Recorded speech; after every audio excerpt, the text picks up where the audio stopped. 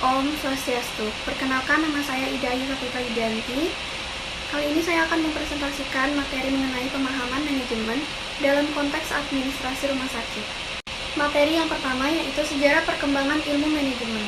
Pada tahun 1886, Friedrich W. Tyler mengatakan, ilmu manajemen merupakan salah satu disiplin ilmu sosial dengan melakukan suatu percobaan time and motion study dan berjalan dengan lancar. Dari sinilah lahir konsep teori efisien dan efektivitas. Tyler pada tahun 1911 menulis buku berjudul The Principle of Scientific Management yang merupakan pengetahuan mempunyai ciri-ciri sebagai berikut. Yang pertama, adanya kelompok manusia, yaitu kelompok yang terdiri atas 2 orang atau lebih. Yang kedua, adanya kerjasama dari kelompok tersebut. Yang ketiga, adanya kegiatan proses atau usaha. Dan yang keempat, adanya tujuan. Ilmu manajemen berkembang terus hingga saat ini. Ilmu manajemen memberikan pemahaman kepada kita tentang pendekatan ataupun tata cara penting dalam meneliti, menganalisis, dan memecahkan masalah-masalah yang berkaitan dengan manajer. Materi yang kedua yaitu pengertian organisasi dan manajemen. Definisi organisasi. Menurut Boone dan Katz, organisasi adalah suatu proses tersusun yang orang-orangnya berinteraksi untuk mencapai suatu tujuan. Dari definisi dapat disimpulkan bahwa organisasi mencakup 3 elemen pokok. Yang pertama, interaksi manusia. Yang kedua, kegiatan yang mengarah pada tujuan. Dan yang ketiga, struktur organisasi itu sendiri. Materi yang ketiga yaitu pentingnya mengenal organisasi. Kita selalu berkaitan dengan organisasi-organisasi sosial, kelompok keagamaan, bahkan kelompok binatang pun ada. Perusahaan kecil, fungsi pengorganisasian sederhana, misalnya seperti toko kelontong. Manajer pemilik toko memperkerjakan beberapa orang, seperti ada yang melayani pembeli, membersihkan, mengatur barang, dan menjaga toko. Begitu pula organisasi di rumah sakit dalam melakukan pelayanan kesehatan kepada masyarakatnya.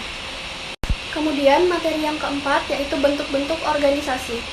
Yang pertama, organisasi lini, garis wewenang yang menghubungkan langsung secara vertikal antara atasan dan bawahan.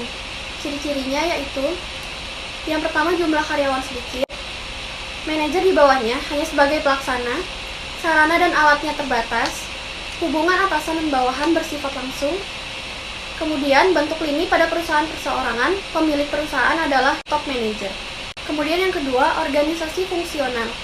Wewenang dari pimpinan tertinggi dilimpahkan kepada kepala bagian yang mempunyai jabatan fungsional untuk dikerjakan para pelaksana yang mempunyai keahlian khusus. Ciri-cirinya yaitu organisasi kecil, terdapat kelompok kerja staf ahli, spesialis dalam pelaksanaan tugas, target yang hendak dicapai jelas dan pasti, dan pengawasan ketat. Yang ketiga yaitu organisasi garis dan staf. Pelimpahan wewenang secara vertikal dari pimpinan ke kepala bagian di bawahnya, serta masing-masing pejabat. Manajer ditempatkan satu atau pejabat staf yang tidak mempunyai wewenang memerintah, tetapi hanya sebagai penasehat, misalnya kearsipan, keuangan, dan personel.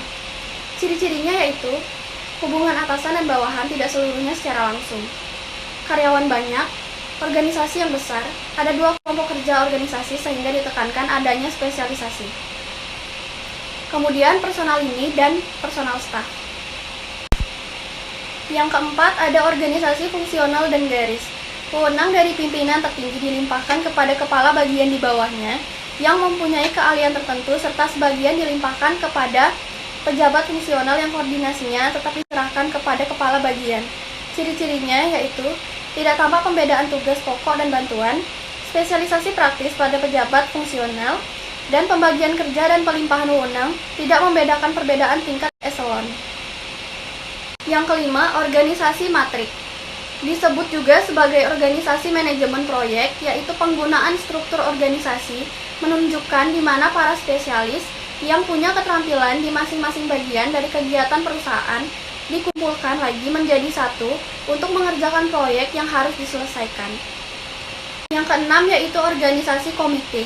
Tugas kepemimpinan dan tugas tertentu dilaksanakan secara kolektif oleh kelompok pejabat yang berupa komite atau dewan atau board dengan pluralistic manajemen terdiri dari eksekutif komite atau pimpinan komite. Anggotanya mempunyai wewenang lini. Staf komite orang-orang yang hanya mempunyai wewenang staf. Materi berikutnya yaitu adalah pemahaman mengenai manajemen. Apa itu manajemen? Manajemen menurut George R. Terry tahun 1977 menyatakan, manajemen adalah suatu proses yang berbeda, terdiri dari planning, organizing, actuating, dan controlling yang dilakukan untuk mencapai tujuan yang ditentukan dengan menggunakan manusia dan sumber daya lainnya. Dan secara umum, manajemen adalah pengelolaan suatu pekerjaan untuk memperoleh hasil dalam rangka mencapai tujuan yang telah ditetapkan dengan cara menggerakkan orang lain untuk bekerja. Adapun fungsi manajemen, menurut George R. Terry tahun 1977, yang pertama yaitu planning. Planning adalah proses menetapkan sasaran organisasi dan cara untuk mencapainya. Yang kedua, organizing, adalah proses pengaturan dan alokasi tugas, serta wewenang dan sumber daya untuk mencapai sasaran tersebut. Yang ketiga, actuating, adalah proses menggerakkan orang agar bermotivasi untuk melakukan tugasnya. Dan yang keempat adalah controlling, adalah proses untuk memastikan bahwa kegiatan tetap mengarah pada sasaran sesuai yang telah ditetapkan. Materi selanjutnya adalah manajemen. Ciri khas dari rumah sakit, yang pertama banyak macam dan jenis profesional, yang kedua kecenderungan otonom dan mandiri, yang ketiga ada pelayanan gawat darurat, yang keempat pelayanan 24 jam terus-menerus, dan yang kelima selalu ada dokter yang menjaga. Ciri manajemen rumah sakit yaitu mempunyai visi dan misi yang jelas, asas keterpaduan, kepedulian, dan keadilan, orientasi tujuan, keterbukaan, dan kepemimpinan merupakan salah satu faktor yang dominan. Tujuan manajemen rumah sakit yaitu yang pertama menyiapkan sumber daya, yang kedua mengevaluasi efektivitas, yang ketiga mengatur pemakaian pelayanan, yang keempat efisiensi, dan yang kelima kualitas. Adapun perencanaan, yang pertama yaitu spesifik atau tertentu, yang kedua measurable atau dapat diukur, yang ketiga appropriate yaitu tepat, yang keempat realistik atau realistis, dan yang kelima time bound atau dalam jangka waktu T3. Kemudian ada pembagian kerja, yang pertama yaitu standar prosedur, yang kedua uraian tugas dan fungsi, dan yang ketiga nilai-nilai standar. Kemudian koordinasi, adanya koordinasi yaitu menumbuhkan kesatuan tindakan, menghindari perasaan yang satu lebih penting dari yang lain, menumbuhkan rasa solidaritas, dan menghindari perkotak-kotakan di antara para petugas lainnya. Dalam manajemen juga terdapat pengawasan.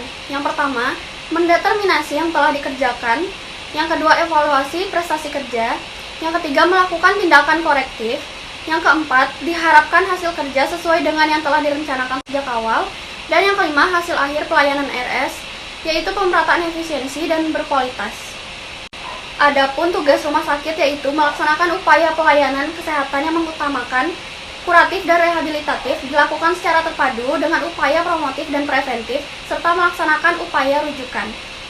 Kemudian fungsi RS, yang pertama pelayanan medis, yang kedua pelayanan penunjang medis dan non-medis, yang ketiga pelayanan asuhan keperawatan, yang keempat pelayanan rujukan, yang kelima pelaksanaan pendidikan dan pelatihan, yang keenam pelaksanaan penelitian dan pengembangan, yang ketujuh pengelolaan administrasi dan keuangan, yang kedelapan penyelenggaraan pelayanan pengobatan dan pemulihan kesehatan sesuai dengan standar pelayanan rumah sakit, yang kesembilan pemeliharaan dan peningkatan kesehatan perorangan melalui pelayanan kesehatan yang paripurna tingkat kedua dan ketiga sesuai kebutuhan medis, yang ke-10 penyelenggaraan pendidikan dan pelatihan sumber daya manusia dalam rangka peningkatan kemampuan dalam pembenahan pelayanan kesehatan, dan yang ke-11 penyelenggaraan penelitian dan pengembangan serta penapisan teknologi bidang kesehatan dalam rangka peningkatan pelayanan kesehatan dengan memperhatikan etika ilmu pengetahuan bidang kesehatan. Kemudian fungsi sosial RS, rumah sakit pemerintah harus menyediakan fasilitas bagi penderita miskin sekurang-kurangnya 75% dari kapasitas tempat tidur yang telah tersedia. Yang kedua, pembiayaan bagi penderita miskin dikelola melalui asuransi kesehatan atau Jamkesmas. Kemudian ada pasar bebas dan globalisasi. Yang pertama, pelayanan rumah sakit berorientasi pada kepuasan pelanggan. Yang kedua, keterbatasan sumber daya bukan hambatan untuk mencapai produk pelayanan yang bermutu dan efisien. Dan yang ketiga, peran organisasi profesi sangat penting untuk peningkatan mutu sumber daya manusia. Kemudian kepuasan pelanggan. Yang pertama, pelanggan dapat menentukan agenda tindakan. Yang kedua, pelayanan yang bermutu. Yang ketiga, informasi mudah diperoleh dan jelas. Dan yang keempat, dominasi dalam penentuan keputusan. Lalu ada juga pelayanan prima rumah sakit. Yang pertama, pemanfaatan teknologi tepat guna dan diferensiasi teknologi maju agar tercipta profesional yang komitmen pada visi rumah sakit. Yang kedua, efisiensi proses pelayanan rumah sakit. Dan yang ketiga, sumber daya manusia sebagai aset rumah sakit harus perlu dikembangkan. Sekian presentasi yang dapat saya jelaskan. Apabila ada kesalahan kata, mohon dimaafkan. Om Santi Santi Santi Om.